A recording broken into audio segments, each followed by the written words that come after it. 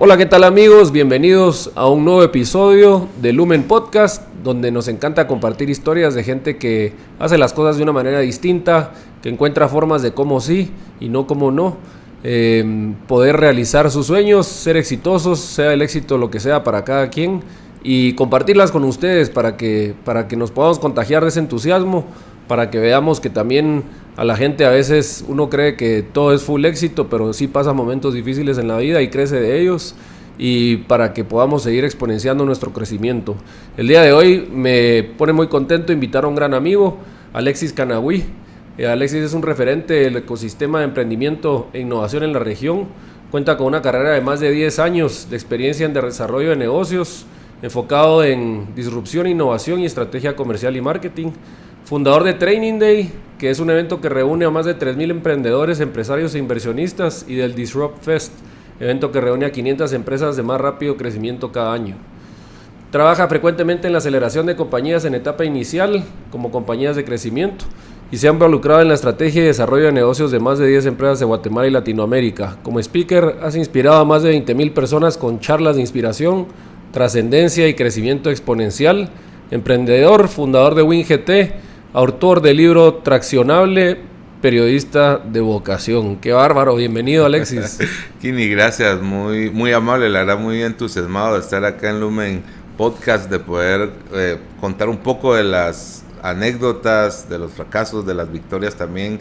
Creo que una de mis pasiones es esto, transmitir lo que sé y unir y conectar también a otros que puedan aprender juntos. La verdad es que gracias por la oportunidad. Qué buena nota, vos tenés una historia increíble. La verdad que me encanta que pongas ahí periodista de vocación entre tus pasiones, ¿verdad? Contame tu relación del periodismo, cómo se ha ido desarrollando. Bueno, creo que ahí le dices en el punto clave, porque ahí es donde comienza toda la historia. Ahí es donde comienza la historia de mi vida. En un momento en el que yo vendía periódicos en la avenida Reforma, yo vivía en la zona 6, y de la zona 6 un amigo trabajaba en el diario El Gráfico, y el diario El Gráfico en ese entonces era como el más importante, o el top más importante de Guate, y él trabajaba dentro del Gráfico. Entonces cuando muere mi papá, yo tenía 12 años cuando murió mi papá, nos quedamos huérfanos. Nosotros somos 4 hermanos, y él me dice: ahora vos sos el hombre de la casa. A los 12 años, yo era el mayor de los 4 hermanos. Ahora vos sos el hombre de la casa y tienes que ver qué onda, qué haces, y yo te voy a ayudar, te voy a llevar a trabajar al diario Gráfico. ¿Querés? Porque él sabía la necesidad que teníamos. Mi mamá lavaba ropa ajena para mantener a la familia, mi papá era albañil, no teníamos muchos recursos. Entonces en ese momento él me lleva al diario Gráfico y no le permiten que él me contrate, a pesar de que él podía contratar a la persona que le ayudara en la imprenta, en la impresión del diario. No se lo permite porque tengo 12 años. Entonces le dicen: no puedes, porque es menor de edad y nos vamos a meter en problemas. Entonces él me dice: la única opción es que salgas a vender el periódico. Yo te voy a encargar con la persona que lleva a los vendedores, a los voceadores, y que no te lleve tan lejos, que te ponga en un lugar. Pero el único lugar donde había supuestamente era la avenida Reforma. Entonces el busito me traía a la avenida Reforma, me paraba ahí, me ponía un stand de periódicos, que antes se ponían unos stands de periódicos en las esquinas, y yo me ponía a gritar. Pero este cuate me da una lección de las que probablemente vamos a hablar hoy, y me dice: Alexis, lee el periódico todos los días. O sea, antes de empezar a vender, léelo. Lee las noticias y lee a tu jefe. Lee esta columna que escribe todos los días, que era Jorge Carpio Nicol. Que era el dueño del periódico. Entonces y director editorial, probablemente. Director editorial. Entonces yo o sea... político de muchos años en Guatemala. Asesinado. En ese momento yo no sabía nada de eso. O sea, no sabía quién era. O sea, en ese momento yo no tenía esa noción de quién era él. Yo solo sabía que era el dueño del periódico y que me dijo, es tu jefe, él es nuestro jefe, vamos. Entonces, después yo me enteré que Jorge Carpio Nicol, pero él hablaba de que quería sacar a Guatemala de la pobreza, de que Guatemala tenía un enorme potencial. Yo he vuelto a leer, yo he googleado algunas notas de esas y las vuelvo a leer y yo digo, pucha, o sea, cómo permeó esa información en mí en ese momento, a los 12 años, en la calle, a las 5 de la mañana, para vender periódicos, vos leyendo eso, o sea, porque los carros empezaban a pasar como a las 5:30, ¿verdad? O sea, a las 6, y ya me dejaban a las 5 ahí.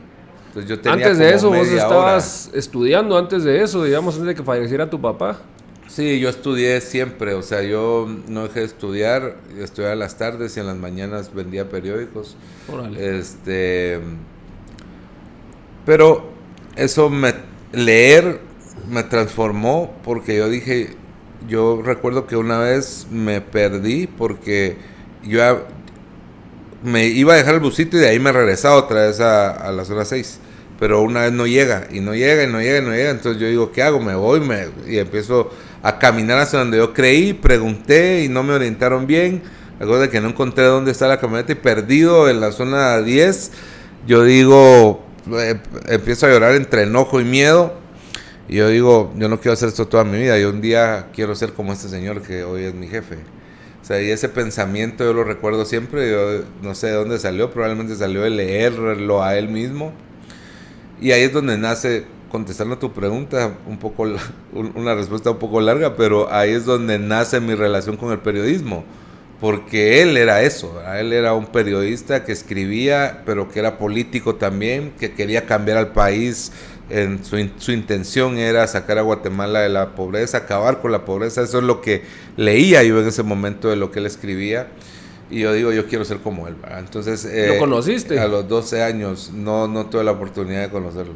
Fíjate qué interesante, ¿verdad? El tener una buena estrella donde apuntar, ¿verdad? Vos, el que te ha dicho este amigo, mira, no solo venía a vender los periódicos, léelos todos los días, que vos leyéndolos hayas encontrado como ese anclaje de haber dicho, mira, yo quisiera tener una empresa, ser empresario así algún día, y quisiera tener esa vibra de ayudar y aportar a Guatemala, ¿verdad? Qué relevante es eso. Sí, yo siempre digo que fui afortunado de encontrar un propósito temprano en la vida, o sea, a los 12 años, decir ya sé que quiero, y hoy lo vivo, ¿verdad? Hoy vivo eso, porque hay gente, Training Day, hay gente que se acerca a mí y me dice, gracias por hacer esto, porque me cambió la vida, porque me encontré un negocio, porque alguien de los que trajiste habló y me dio un tip que hoy hizo crecer mi negocio. Entonces, ¿estás viviendo eso que te propusiste? Estoy viviendo eso que me propuse hoy, Kini, a los 12 años. O sea, probablemente no estás pensando en absolutamente nada que vas a hacer en tu futuro. A los 12 años estás pensando en estudiar, en jugar, o sea, sos un niño, pues, pero entonces la vida te puso... La vida me puso eso. Son difícil mencionarlos como fracasos, porque no necesariamente que sea un fracaso, pero es una dificultad muy grande que te pone en un momento trascendental, ¿verdad? Que te saca de esa zona, ¿verdad? Y te dice, mira, vos ahora vas a tener esta responsabilidad, y para esa responsabilidad hay que cumplir con estas expectativas, ¿verdad? Y esas dificultades que te hacen decir, puchica, yo quiero salir adelante, ¿verdad? ¿Cómo definirías vos ese propósito? Bueno, creo que la muerte de mi papá, yo siempre, por mucho tiempo, obviamente, porque fue una muerte trágica. Mi papá no murió de enfermedad, no murió de un accidente, murió asesinado por pandilleros. Y por mucho tiempo hubo cierto rencor hacia eso, ¿verdad? Entonces, tener que lidiar con ese rencor también, o con ese resentimiento de decir, o sea, te arrebataron a tu papá, o sea, te lo quitaron a los 12 años. Yo creo que para mí el propósito no es algo, no es un fin, o sea, no es encontrar algo. O sea, para mí es tener una noción de propósito, y eso es lo que yo creo que pasó conmigo. Que yo dije, yo quiero hacer algo, y a partir de ahí empecé a construir un propósito que sigo construyendo hoy. O sea, que ni siquiera... Y que en cada uno de los fracasos he tenido que reinventar ese propósito. Entonces el propósito para mí no es decir, ok, a los 12 años yo encontré mi propósito. O sea, yo pude tener una noción de propósito, de decir, quiero hacer algo, pero realmente he ido construyendo eso. Pero a una conclusión que sí he llegado, y yo digo que probablemente que si mi papá no hubiera muerto, yo hubiera sido un albañil como él. O sea, yo no hubiera trascendido, yo no hubiera salido de donde salí, porque una pregunta que siempre llega a mi vida es porque una gran parte de mi vida yo la viví en un asentamiento de la zona 6, en un barranco, porque mi mamá, cuando ya mi papá murió, ya no pudo pagar una habitación, probablemente esa habitación tenía 10 metros cuadrados, donde cabía una cama y una cocina. Ya no puedo pagar eso, entonces nos tenemos que ir a vivir a un asentamiento. Y en este asentamiento también nos cambió la vida, ¿verdad? O sea, también porque pasamos de ser pobres a pobreza extrema probablemente. Entonces, pensar en un propósito en ese momento, ni siquiera sabía la palabra propósito, ¿verdad? Probablemente. Entonces, hoy lo entiendo y hoy lo comprendo y hoy lo expreso de esta forma, pero lo único que pasó por mi mente en ese momento fue decir, yo tengo que salir adelante, yo tengo que ayudar a mi familia. Y fue por gente que estuvo alrededor mío, como este amigo que te digo, que lamentablemente nunca lo volví a ver, nunca lo volví a encontrar, pero que me cambió la vida, llevarme a trabajar a un lugar y darme estas instrucciones. Pero para mí nunca fue encontrar un propósito, para mí fue sobrevivir. O sea, yo tengo que salir adelante, tengo que ayudar a mi familia a salir adelante y ver cómo lo hago, pero sin oportunidades y sin posibilidades también, ¿verdad? Me gustaría que me comentes un poco de ese cambio, ¿verdad? De que pasaste de pobreza a pobreza extrema, ¿verdad? ¿Cómo era ese asentamiento? ¿Dónde estaba el asentamiento? Bueno, el asentamiento estaba al final de los proyectos de la zona 6. Los proyectos eran casas que en algún momento algún presidente, o sea, conozco la historia, pero eran casas que en un momento alguien hizo y llegaron gente a vivir ahí a todos los proyectos de la zona 6, que está en esta calle principal donde está el estadio Eventos Progreso, pero al final de estas colonias hay un barranco, y al final del barranco hay un río que se llama el río Las Vacas.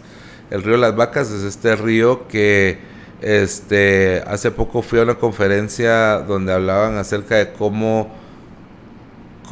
limpiar este río, porque todo este río llega al río Motagua y el río Motagua llega al mar, y cómo lo quieren limpiar. Y alguien decía, este río lleva hasta colchones, pero nosotros vimos pasar ahí animales muertos, gente muerta, vimos pasar cualquier cosa en ese río, ¿verdad? O sea, ese río es el río más contaminado es el que se convierte en el Motagua. Es el que se convierte en Motagua, va súper contaminado. Creo que hay un proyecto ahí de Ayahu de hace muchos años. Sí, de limpiarlo. Que hacen postes de plástico, pero pues qué buena intención, pero me imagino que debe haber tal capacidad.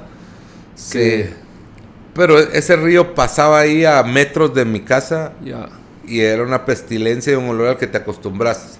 O sea, vivir ahí también tenía esa limitación, que vivías a la orilla de un río de aguas negras, de aguas residuales. Entonces, y un país donde llueve la mitad del año, ¿verdad? Sí, un país donde llueve, sí, precisamente. O sea, crecía, o sea, cuando nosotros tuvimos que salir de ahí muchas veces, porque mucha gente murió en las tormentas, en la época de lluvia, habían derrumbes y gente quedaba soterrada por los derrumbes que caían, porque era un barranco, ¿verdad? O sea, gente que moría por un derrumbe. Entonces, cuando habían el Mitch, y no recuerdo otros huracanes que hubieron o tormentas que hubieron, nosotros tuvimos que salir de ahí, de vivir de nuestra casa a irnos a un refugio, porque no podías vivir ahí, porque el riesgo era alto de que se derrumbara algo y te murieras, ¿verdad? Entonces yo recuerdo que hicimos algo, que pusimos atrás de la casa, pusimos postes, partimos toneles a la mitad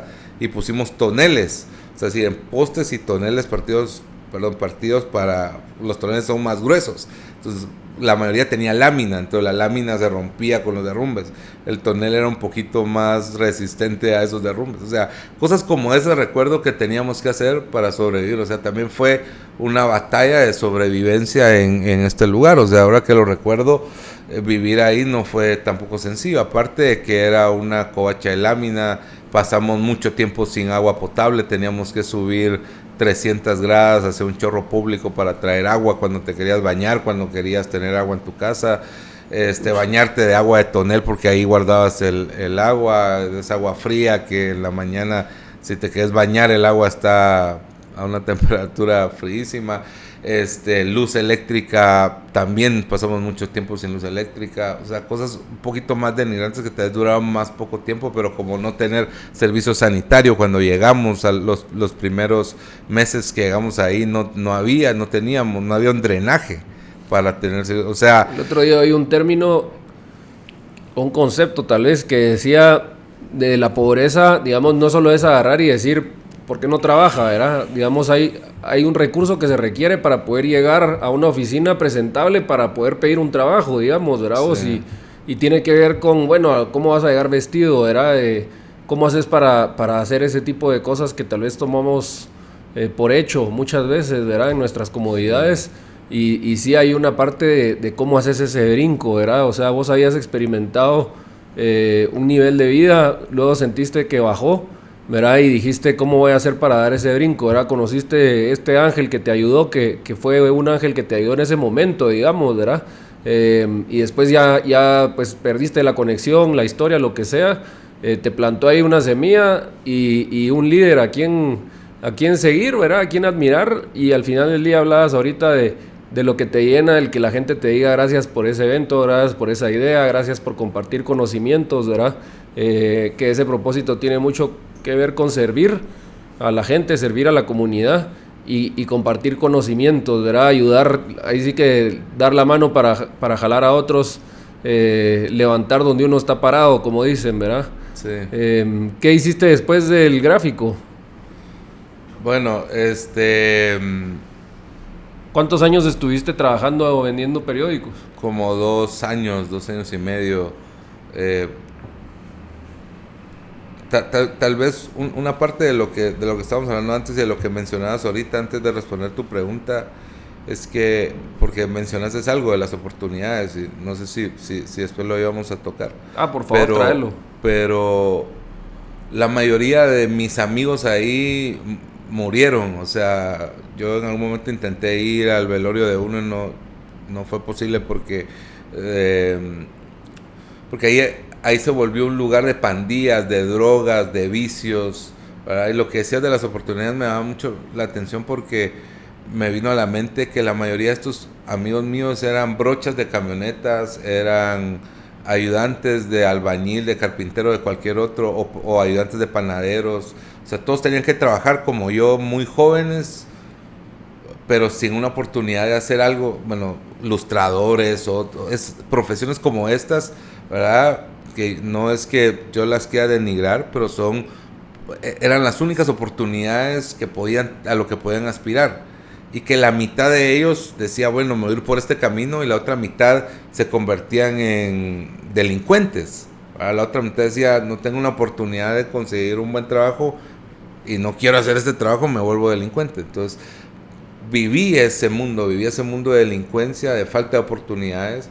Y yo siempre digo, ahorita que me preguntabas, o sea, la pregunta de ¿qué hice después de ahí?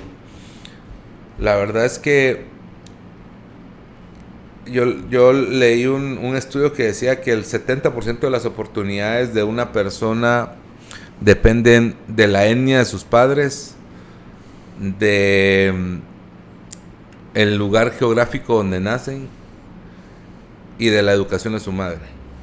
La lotería de la vida, dicen, ¿verdad? La lotería de la vida. Y Warren Buffett dice que se ganó la lotería ovaria porque nació hombre y nació en Estados Unidos. Pero hablando de esto, blanco. Mis padres mi mamá era de origen indígena, Nací en una zona roja, en la zona 6, crecí y me desarrollé en un lugar conflictivo. Y mi madre no aprendió a leer sino hasta adulta, fue analfabeta toda su vida. No tenía esas oportunidades y cuando vas y miras a toda esta gente no tiene ninguna posibilidad, ninguna oportunidad de trascender. Entonces yo ponía hace poco en mis redes sociales que mi vida era una excepción de la regla, porque la regla general no es que este tipo de personas puedan salir de ahí, o sea, que puedan superar esas limitaciones. O sea, no es solo decir, bueno, echarle ganas o motivarlos, sí, o que tenga buena porque actitud. No quiere, que tenga buena actitud. O sea, conocí gente con mucho talento, con muchas capacidades, gente que de verdad pudo convertirse en alguien muy grande, pero no tenía ninguna posibilidad de hacerlo. Entonces, contestando a tu pregunta, ¿qué hice después de ahí? Después de vender el diario gráfico, cerró el diario gráfico mientras yo vendía el diario gráfico, murió Jorge Carpio Nicol y cerró el gráfico. Seguro que tenía posibilidades de ser presidente si se lo quebraron, ¿verdad? Sí. Ese fue esa historia me la sé. Sí, esa historia me la sé bien porque la he seguido, ¿verdad? Él iba a ser presidente de Guatemala. Y él murió precisamente porque no querían que fuera presidente de Guatemala. Yo me acuerdo cuando pasó, fue como, sí, ¿verdad? Pasó, pero no se escuchó mucho, pues, ¿verdad? Así como el peso que debió haber tenido, pues, ¿verdad? Un francotirador en la carretera que le haya pegado al carro aquí en movimiento. Sí. O sea, algo así creo que fue, del ¿no? país. Sí, fue así precisamente. Entonces, fue cuando quedó Colón. Sí. Entonces, lo que yo hice, bueno, cierran el gráfico y abren un nuevo diario que se llamaba República, y la República se llamaba. ¿Qué año fue diario? Eso? 95 probablemente, sí, pues. 95, 96. Entonces, nace este nuevo, entonces yo ya para eso yo ya me manejaba, ya conocía a todo el mundo, al transportista que nos llevaba, a otros vendedores, a gente del gráfico. Entonces muchos se van ahí y me jalan y me dicen, venite para acá, entonces nos vamos a vender ese otro. Pero ese otro recuerdo que quedaba aquí en la zona 5, entonces ya me quedaba a mí más lejos. Entonces tenías 14 años entonces. Ya tenía 14 años probablemente, 13, 14 años. Porque no fue mucho tiempo que pasó esto. Entonces yo voy y busco vender y vendo. Me pongo a vender el otro periódico importante que todavía existe, que es Prensa Libre, y empiezo a vender Prensa Libre y empiezo a vender en las tardes la hora. Entonces trabajo vendiendo en la mañana Prensa Libre, en la tarde la hora. Entonces ya como tratando de diversificarme y de crecer, porque ya no era suficiente vender en la mañana, sino vender en la tarde. Trabajaste en República, pero te quedaba lejos, entonces mejor hablaste con Prensa Libre y La Hora. Entonces trabajé ahí y ahí... ¿Seguías leyendo los periódicos? Seguía leyendo los periódicos, o sea, en ese momento. ¿Ya leías libros en ese entonces o full periódicos y eso era de donde vos nutrías? Compraba Selecciones, compraba una revista que se llamaba Selecciones, que las vendían usadas como a 50 centavos o a un quetzal. Buenas esas revistas. Esas revistas las compraba en lugares donde era lo más barato que vendían en lugares de ventas de libros usados. Ibas y los libros obviamente eran más baratos que nuevos, pero estas revistas eran mucho más baratas, pues.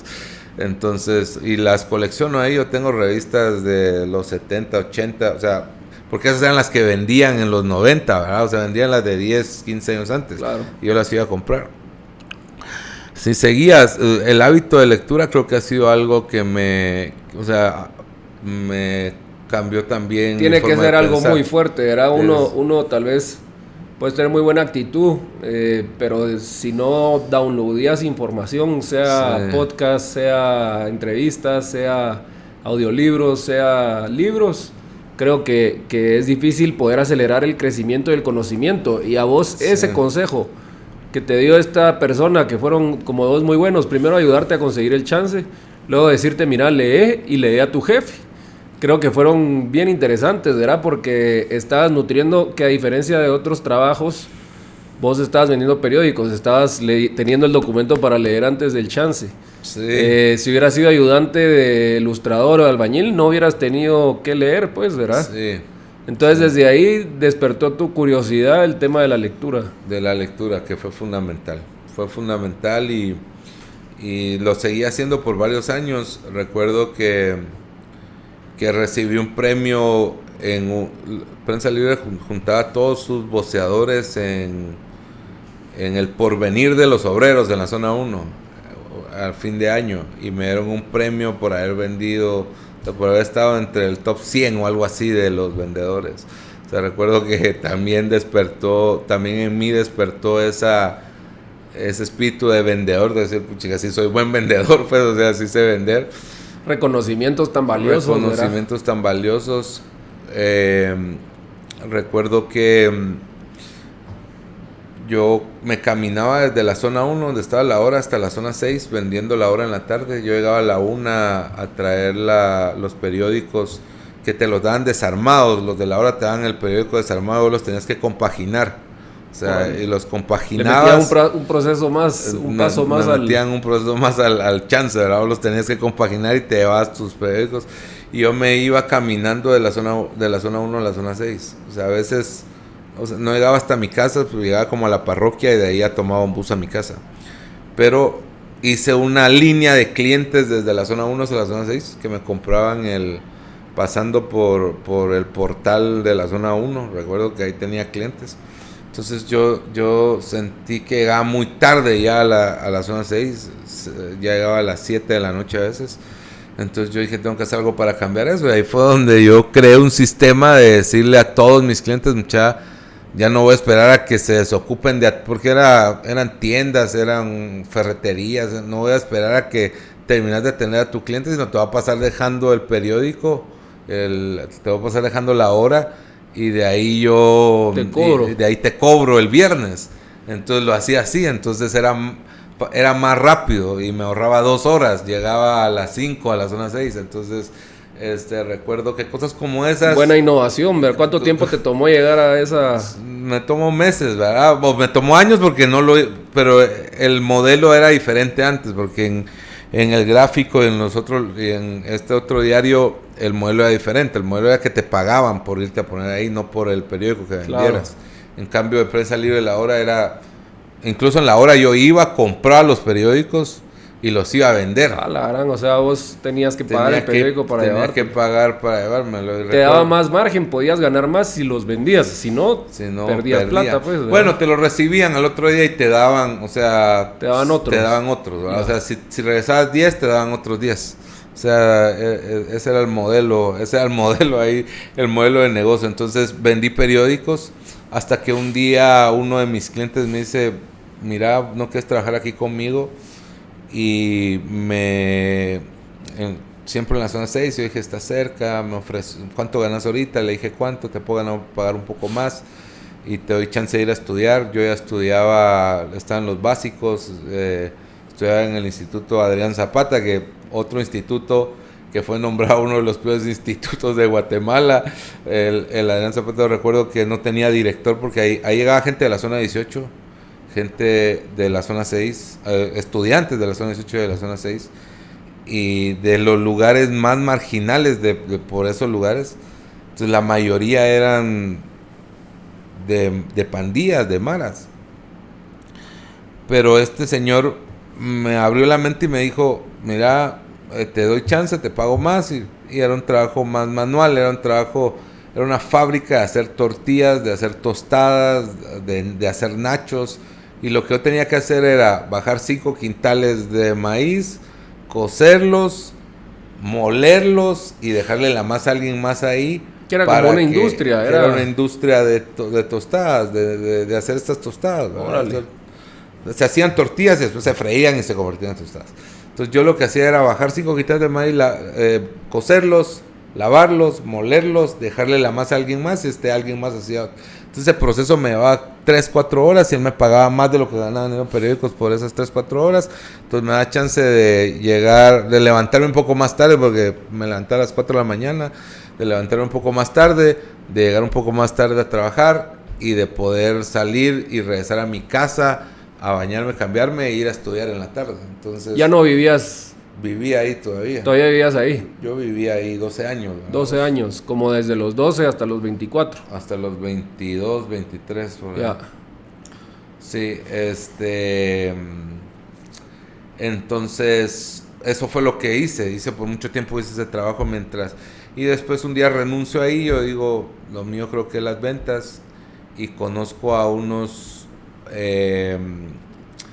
personas que vendían joya, le llamaban ellos, y lo que hacían ellos es ir a buscar cosas que estuvieran de moda, irlas a vender a las colonias. Entonces me vuelvo durante varios años otra vez un vendedor ambulante, vendiendo productos diversos, desde licuadoras, relojes, lo que encontráramos, hasta que llego a la industria de la música. Entonces empiezo a vender discos, en ese momento discos piratas, y me vuelvo bueno vendiendo eso porque como que entendí un poco cómo era la dinámica de vender y encontré muchos clientes. Entonces, ¿vos hacías las mezclas o las comprabas y las vendías? compraba y las vendía, las compraba y las vendía. Pero después alguien me dice, mira Alexis, yo puedo hacer que vos vendas, que fue otro paso importante en mi vida, creo yo puedo hacer que vos vendas no discos piratas, sino que vendas música original. Entonces doy un paso ahí hacia eso, y o sea, como que ahí hubo también un turning point en mi vida, porque yo le digo, bueno, sí, tienes razón, pero mis clientes se volvieron muy parecidos, porque mis clientes se volvieron los que hacían los discos piratas. O sea, yo les vendía, la gente que hacía la piratería, yo les vendía los discos a ellos porque ellos necesitaban el original para replicarlo. Entonces, mis principales clientes se volvieron ellos, ¿verdad? Entonces, porque yo conocía la industria, por decirlo así. Sí, pues. Entonces, ellos se volvieron mis principales clientes. Entonces, me vuelvo un vendedor siempre ambulante, pero ya como ya era música original, ya me hizo pensar diferente. Yo dije, voy a poner un sitio web. Entonces ponemos un sitio web en el que en este sitio web yo subía todos los discos y la mara podía buscarlos y mandarme un correo. O sea, no, eso fue en el 2000. Ya estás haciendo e-commerce. 2002, no había e-commerce, ¿verdad? Pero me llegaba un correo diciendo quiero o quiero estos. Entonces yo ya lo llamaba o le respondía al correo y se lo iba yo a dejar, ¿va? O sea, todo lo hacía yo.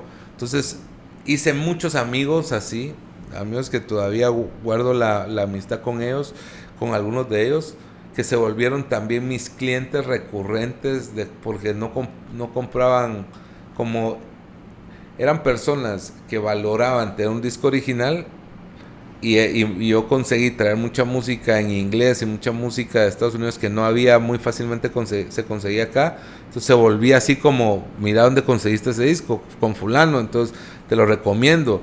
Recuerdo que una vez llegué con Cromwell Cuestas, el dueño de Grupo Los Tres, a venderle disco porque alguien le dijo, ¿me dónde conseguiste este disco, fulano? Y yo llego y era él, ¿verdad?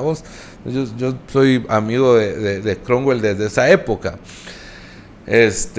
Porque le vendí discos en un momento y así conocí a mucha gente, también gente importante de Guate que yo mismo le iba a vender, ¿verdad? Curioso tema relacional ahí también, ¿verdad? O sea, sí, vos mantenías esos puentes, ¿verdad? Mantenías esas relaciones y las fuiste haciendo en diferentes industrias, pero ahí sigue el contacto, ¿verdad? Entonces de repente un acercamiento, ahora estoy haciendo esto, mira si puedes apoyar con esto, ¿verdad? Te ofrezco esto, entonces creo que es bien valioso reconocer eso. ¿Cuánto tiempo estuviste haciendo lo de los discos y qué fue lo que le siguió? Porque recuerdo que estuviste en una industria compleja también, me imagino que fue después de eso el tema de las revistas, ¿verdad? Que en Guatemala existía ese como dicho de en Guatemala los negocios de las revistas no siguen, ¿verdad? Generalmente quiebran. Me acuerdo que tal vez una de las más guerreras fue Crónica durante muchos años y de repente dejó y luego volvió y luego se pasó a hacer otra cosa y ¿verdad? Pero habían pocas revistas en Guatemala, creo que en Centroamérica. Y curioso que venías de una industria de periódico, ¿verdad? Que ha evolucionado tanto al día de hoy, ¿verdad? De ser el medio más poderoso, de ser el medio más fuerte, más publicidad traía y ahora pues ya es otra cosa. Luego estuviste con el tema de los discos. ¿En qué momento se te despertó la curiosidad de poner Win? Bueno, creo que Win lo tuve siempre presente desde que vendía el periódico, ¿verdad? O sea, o los medios impresos desde ahí, cuando yo dije quiero ser como esta persona o aspiré a ser alguien parecido, yo dije el camino es tener un día un medio de comunicación, ¿verdad? Entonces, con los discos fue un fracaso, fue probablemente bueno, no fue el primer fracaso que tuve, porque entre que vendía discos y estuve haciendo lo otro, tenía buenos clientes que traían, no era paca, pero traían ropa de Estados Unidos muy barata y ponían sus tiendas siempre en la zona 6, en el mercado Martinico. Era mala que tenía mucho dinero y me compraba muchos de estos discos originales. Entonces yo le dije, muchacho, quiero poner una de estas. Bueno, hay otro mercado allá donde puedes poner uno, vamos y pongámoslo. Y lo pusimos y fracasó rotundamente. Y ese fue probablemente mi primer fracaso, en el que perdí dinero que había ahorrado por mucho tiempo y me di un ranazo y me fue mal, me deprimí todo. ¿Qué aprendizaje te llevaste de ese fracaso? De no meterme en un negocio solo porque ves que le está yendo bien a alguien, ¿verdad? O sea, porque ese alguien ya pagó un precio, ya llevaban mucho tiempo ahí, ya estaban superposicionados en un mercado que llegaba a otro tipo de personas. O sea, no entendía el negocio y yo me quise meter porque vi que tenía mucho dinero estos cuates. O sea, no seguir objetos brillosos, dice. Sí, cabal. Entonces ese fue mi primer fracaso. Y el segundo fue la música, pero la música sí fue un fracaso. La música fue mi primer fracaso duro, porque ahí sí crecí un montón y en algún momento alguien quiebra, alguien de la misma industria quiebra y me dice, mira, yo tengo una bodega con discos, los quieres comprar, te los doy a un precio ridículo. Yo voy y me endeudo con un montón de dinero. Recuerdo que llegué a tomar una tarjeta como por 200,000 quetzales, que para mí era, o sea, sí es un montón de dinero, pues, pero en ese momento no había yo hecho una inversión de ese tipo. Y entonces, y me arriesgo a hacerlo, pero yo no leí que si él estaba quebrando era porque la industria estaba sufriendo, ¿verdad? Eso fue en el 2017. En el 2018 quiebran 2-3 disqueras importantes en Estados Unidos. Porque estaba pasando al modelo de descarga, sí, digamos. Y hace poco vi la serie de Spotify, y Spotify nace en el 2007. Sí, pues. Entonces, y Apple en el 2009. O sea, en esos años hubo una transición que yo no leí, no vi. Mis clientes seguían siendo fieles y me seguían comprando, pero llegó un momento en que me dijeron, mira, brother, ya lo tengo, ya lo escuché, o sea, ya no daba tiempo que viniera, o sea, no tiempo que yo dijera, brother, yo mandaba a traer 200 discos de uno, brother, mandame 200 discos de este disco. Ya no daba tiempo que llegara a Guate, porque ya la Mara lo tenía aquí, ya lo había descargado, ¿verdad? Entonces así fue como se murió esa industria. Qué curioso. Yo recuerdo que hubo una feria en el Parque de la Industria y yo tenía cajas de discos y yo dije, aquí tengo, estos discos costaban 120, 150 quetzales. Yo dije, aquí tengo dos caminos, o me quedo con todo esto o lo voy a rematar a esta feria. Yo voy a esta feria y vendo los discos a 3%, pero era recuperar algo de dinero, porque ya no se estaban vendiendo, ya no se vendían de ninguna forma. Entonces voy y la gente iba directo a comprarlos, ¿verdad? O sea, todavía había gente interesada y logré recuperar un poco de dinero, logro pagar un poco la deuda, pero ahí fue como el ultimátum de decir, esta industria se murió, pero me quedo con una deuda, me quedo sin un negocio, digo, ¿qué hago ahora? En esa época yo ya estudiaba, que es otra historia interesante, que yo en el Adrián Zapata me sacan de una clase, el director, yo estoy hablando con los compañeros y el profesor me lanza una almohadilla y mi reacción es agarrar la almohadilla y regresársela, volvérsela a tirar. Y entonces él me dice, Canahui, se sale de mi clase, usted tiene ganada mi clase. Era la clase de inglés. Entonces yo me salgo, entonces yo tengo ese periodo libre siempre durante el resto del año de ese año, que era el último año del diversificado. Entonces yo en ese rato, una de las maestras me dice, hace algo. Entonces por ratos me iba con la chica, recibía una clase de cocina, iba ahí porque ahí me recibían, pero también iba con una psicóloga, y la psicóloga del instituto me empieza a coachar, y yo le digo, yo quiero estudiar mercadotecnia y publicidad. Entonces me dice que es el 99, en el 99. Me dice, esa carrera no tiene tanto mercado, no tiene tanto mercado laboral, ¿verdad? No estudies eso, estudia contabilidad. Pero yo quiero estudiar eso y que no sé qué. Entonces me hace un test de aptitudes para ver para qué soy bueno. Y me dice, mira, sos bueno para los números, anda a estudiar contabilidad, no estudies esto. No sé por qué salió eso ese test, porque yo jamás he sido bueno para los números, ¿verdad? Entonces me voy a estudiar a la Escuela de Comercio en la zona 1, contabilidad. O sea, todos los años quise salirme. A los 3 años que estuve ahí, yo quería salirme. Yo no me salí porque mi madre fue insistente y me dijo, no puedes renunciar, no puedes renunciar, no puedes renunciar. Y no me salí por Hugo Castillo, que Hugo Castillo era un árbitro que pitaba partidos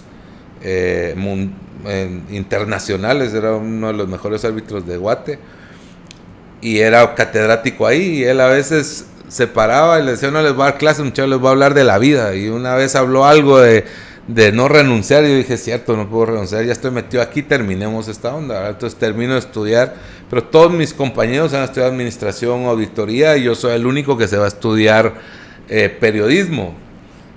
El único de la clase que dice, y toda la mara me decía, vos estás loco, ¿por qué te vas a estudiar periodismo? Yo dije, eso es lo que yo quería, no estudié mercadotecnia. Y es curioso, vos, porque hay momentos determinantes, ¿verdad? A mí me gusta mucho como esa metáfora de que si vos vas en un barco y moves 1 grado el timón, solo es 1 grado, ¿verdad? Pero en 1000 millas vas a terminar en un lugar muy diferente, tal vez en otro continente. Y a vos te pasó, nos compartías ahorita que querías estudiar marketing, ¿verdad? ¿Qué hubiera sido tu vida si hubieras estudiado marketing? Pero al final le hiciste hundas a estudiar conta, ¿verdad? Seguramente, a lo mejor juntando los puntos hacia atrás, como decía Steve Jobs, hoy decís, bueno, qué bueno que tuve esa base porque me hizo entender un poco el tema del flujo, del negocio, ¿verdad? De las finanzas. Para mí las finanzas eran una cosa abstracta y te soy sincero, si no hubiera copiado en la clase de finanzas no hubiera pasado, vamos. Pero al final creo que no me lo explicaron bien. Hubiera sido muy fácil entender si te dicen, mira, es todo lo que entra menos todo lo que sale y todo lo que queda, ¿verdad? Al final tal vez así hubiera sido más fácil entenderlo. ¿Cómo fue eso de que te lanzaste a estudiar periodismo después de haber estudiado contabilidad? Pues mira, como te comentaba, siempre quise salirme. Tuvieron personas que me ayudaron, el director de ese instituto, Hugo Castillo, a quien le tengo un gran aprecio porque me enseñó muchas cosas. Nada de lo que de contabilidad que me pudo haber enseñado a él, ni siquiera lo recuerdo, pero me enseñó mucho de la vida. Pero sí creo que yo dije en algún momento, perdí 3 años de mi vida estudiando contabilidad, pero después me di cuenta que la sagacidad con los números, hoy yo me considero ser un vendedor nato, y creo que el tema de negociar también me ayudó mucho ahí, conocer los números. Y la base de no renunciar, vamos. Y la base de no renunciar, creo yo. O sea, el no haber abandonado, porque el haberlo abandonado y ir a comenzar otra cosa probablemente me hubiera atrasado 1 año, 1 año y medio, 2 años, o tal vez no hubiera podido ir. O sea, sí, tienes toda la razón. Y entonces, cuando me voy a estudiar periodismo, me voy a la San Carlos y me doy cuenta que es una carrera en la que hay mucha filosofía. O sea, pasas 2 años aprendiendo acerca de comunismo, de izquierda, o sea, es lo que te enseñan en esa facultad, ¿verdad? O sea, esa facultad te trata de adoctrinar. Entonces pasé peleando mucho con los catedráticos acerca de eso, porque vos ya traías una experiencia empresarial, digamos. Yo traía una experiencia empresarial y pasé mucho peleando. La mayoría de los que estaban ahí opinaban lo mismo y yo era uno de los que no. Y es curioso porque puede ser una mentalidad de escasez o una mentalidad de abundancia, ¿verdad? Sí. Y eso cómo afecta la relación del dinero con uno, ¿verdad? Sí. Porque uno al final tiene una relación con el dinero, lo puedes pensar de una manera, lo puedes pensar de otra, y el universo te escucha, ¿verdad? Depende de cuál es el que estás pensando, es el que te va devolviendo, pues. Sí. Entonces pasé peleando los primeros 2 años ahí, perdí muchas clases, me atrasé y pasaron muchas cosas. Y yo estudiaba y tenía el negocio en ese momento tenía el negocio de música del que hablábamos, de discos, ¿Tenía nombre el negocio? Fíjate que Lalo Quintero, que es un publicista, fotógrafo, publicista, nos puso el nombre y nos hizo el logo hace muchos años, y eso lo hemos puesto a todo, a vos verás. Entonces él nos hizo el primer logo y desde ese entonces se ha llamado Verás todo lo que hago, vamos. O sea, pasé de música, después puse Editorial Verás y ahorita tengo... Es como Verás certero, digamos, como sí, sinónimo, ¿verdad? como verdad, sinónimo, de alguna sí, manera. De alguna, sí. Y también es como esperanzador, porque es al futuro. Sí, al futuro. Vas a ver, sí, verás. Sí. Tenemos todo, él nos hizo toda una línea de significados. No sé si conoces a Lalo Quintero, pero para mí es uno de los mejores fotógrafos de Guate y es un crack publicista y hace un montón de cosas. Pero, y lo conocí vendiéndole música, ¿verdad? Yo recuerdo que estaban las anécdotas, no sé si aquí vamos a contar todo esto, pero yo estaba en unas gradas sentado con mi maleta de música y iba subiendo a alguien que trabajaba con él. ¿Y vos qué haces? Vendo música. Ah, pucha, venite, me iba con Lalo y me compra. Y después, años después, llego a la oficina de Lalo y Lalo tenía un mueble que tenía, no sé, unos 200 discos. Mira, bro, aquí están todos los discos que te compré. O sea, tenía cualquier cantidad de dinero metida en los discos que me compró. O sea, se volvió un gran cliente mío y él fue el que nos hizo el logo y se llamó Verás. Pero siguiendo con la historia de periodismo, me voy a estudiar periodismo.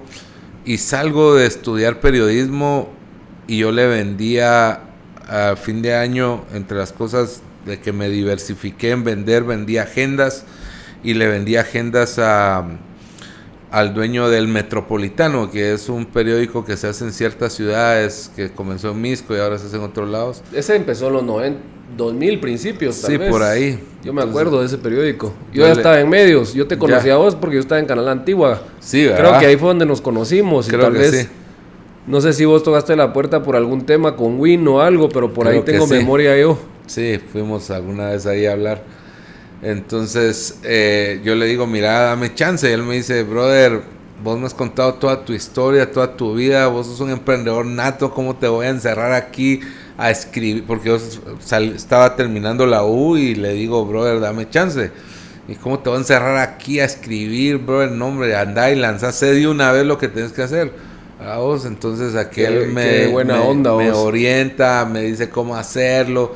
Y ahí es donde lanzamos la primera revista, vamos, que la primera revista se llamaba Actitud, otro comienzo así con limitaciones. Recuerdo me acuerdo la revista Actitud. La revista Actitud la hicimos nosotros por muchos años, ganó 2 veces a mejor revista de su género en Latinoamérica, en Miami. O sea, fue una onda que trascendió, ¿verdad? Fue una revista que pegó mucho, era de liderazgo, espiritualidad y contenido muy enfocado a valores cristianos. Era esta Eso te iba a preguntar, si era religiosa. Pues tratábamos de que no, porque el eslogan era para mentes emprendedoras, era actitud para mentes emprendedoras, y tratábamos de irnos por la línea más de, o sea, yo les decía, muchachos, lean a John Maxwell y todo lo que John Maxwell diga, replican en esta onda, porque John Maxwell fue pastor 20 años, ¿verdad vos? Y después se convirtió en... No, y la verdad que el mensaje es muy positivo, y tus marcas bien curioso, ¿verdad? Yo no conocía Verás, pero Verás es una marca muy esperanzadora, ¿verdad? Está hablando de que vas a darte cuenta de algo. Win, ¿verdad? Es una marca muy esperanzadora, te está recordando todo el tiempo que sos un ganador, que vas a ganar, ¿verdad? Es una actitud propositiva, ¿verdad? Y actitud también. La actitud yo creo que es el acorde que uno puede mover y hacer que su vida le cambie a alguien completamente. Uno contrata por actitud más que por conocimientos o aptitudes y todo lo demás, pues, ¿verdad? Sí. Sí, y actitud, pues fue la primera revista que hicimos. Y si te contara ahorita cómo hicimos esa revista, por orientación de este amigo y de otros amigos y otra gente, fuimos a comprar el papel, fuimos a comprar las tintas y fuimos a alquilarle a un impresor una impresora de 1902 que era alemana. El dueño de esta imprenta y de esta máquina me dice: Alexis, estos se equivocaron porque estas máquinas no van a dejar de funcionar nunca. O sea, estas máquinas van a seguir imprimiendo eternamente. O sea, no como ahora que las máquinas tienen expectativa de vida. Sí, tienen una expectativa de vida. Entonces ahí imprimíamos esa onda, vamos, en esa maquinita que era una cosita pequeñita donde metías y tenías que darle vuelta a las hojas para imprimir el otro lado. O sea, era una forma muy antigua de impresión, pero ahí imprimimos la primera revista y fue así. Nosotros comprábamos el papel, comprábamos la tinta, alquilábamos el tiempo de impresión, compaginábamos, engrampábamos, hacíamos todo, vamos, y después llevábamos la revista. O sea, recuerdo la primera edición salir con 2, 3 anuncios, la segunda edición con 5, y así fuimos, ¿verdad? O sea, así fuimos hasta que Actitud se convirtió en una revista que hicimos una edición en Miami, estuvimos primero en Miami. Qué bárbaro. Salimos a Centroamérica con esa revista, ganó 2 premios, como te decía, en Miami como mejor revista de Latinoamérica. Puchi. Fue una revista que se convirtió en un referente y pues llegamos lejos económicamente y de impacto llegó lejos la revista. Después hicimos otro montón de revistas, una revista para World Gym cuando Fitness One se llamaba World Gym, hicimos una revista, tuvimos una licencia del New York Times que publicamos todo el contenido global del New York Times y se publicaba y lo publicábamos aquí en Costa Rica, y una revista que se llamaba Quiz, que era para universidades. O sea, hicimos varias revistas durante 8 años. Durante 8 años hicimos un montón de revistas, nos fue bien, era un buen negocio, hasta que me pasó lo mismo que con la música. Otro fracaso así rotundo. Un día vienen las agencias de publicidad y nos dicen, muchacha, ya no hay presupuesto para medios impresos, y tuvimos todo que se fue pivotear, digital. todo se fue digital. Lo mismo que me pasó con los discos me pasó con las revistas, pero el sueño se cumplió, el impacto se hizo. Es difícil esos fracasos porque a veces yo creo que todos lo hacemos, ¿verdad? Vos crees que eso es lo que haces, ¿verdad? Y cuando vos crees que eso es lo que haces, cuando dejas de hacerlo, se te mueve el tapete, ¿va? Vos ya tu identidad, ahora quién sos. Sí. ¿Verdad? Y es difícil también porque es muy nostálgico, ¿verdad? El perder un negocio. Y lo peor todavía es tener que seguir trabajando en algo cuando ya no está generando dinero, ¿va? Es como trabajar de gratis, ¿va? O de pérdida. O sea, es bien complejo. ¿Cómo hiciste? Y esto fue curiosamente, ¿en qué año? Esto fue en el 2018, finales de 2018. Que coincide, me decías ahorita off cámara, ¿verdad? Con que en el 2008 te había pegado el otro mamellazo. El otro mamellazo fue en el 2008, en la crisis del 2008. Y aquí fue también una crisis, ¿verdad? Pero aquí fue en el 2018 donde lo digital tomó mucho más relevancia, donde que cuando ves el mapa de la disrupción, en Estados Unidos fue 2010, donde fue el boom, 2010-2012 el boom digital, y aquí nos vino a pegar 2018-2019 el boom digital. Entonces ahí fue donde los medios impresos dejaron de salir, ¿verdad? O sea, los periódicos han sobrevivido algunos, pero las revistas no, porque las revistas, una eran más caras de producir y otras eran de nicho, ¿verdad? Entonces llegar a nichos era más fácil de forma digital. Entonces ahí es donde muere el negocio. Y vos decías algo importante ahorita, cómo sobrellevar un fracaso. La verdad es que lo más duro del fracaso no es el fracaso per se, en mi opinión, sino es el rechazo que recibís. No solo de vos mismo, ¿verdad? Porque vos decís, puchiga, no lo puedes hacer y seguís fracasando, seguís en esto y querés tirar la toalla o querés renunciar a lo que estás haciendo, a tu sueño, sino también de alrededor, ¿verdad? O de la gente que está alrededor también te mira extraño. Entonces, y el verte extraño, vos decís, o sea, soy un fracasado, ¿verdad? O sea, te apropias del fracaso. Y eso fue un poco que me pasó en ese momento a mí. O sea, yo sí, en ese momento sí la sufrí más.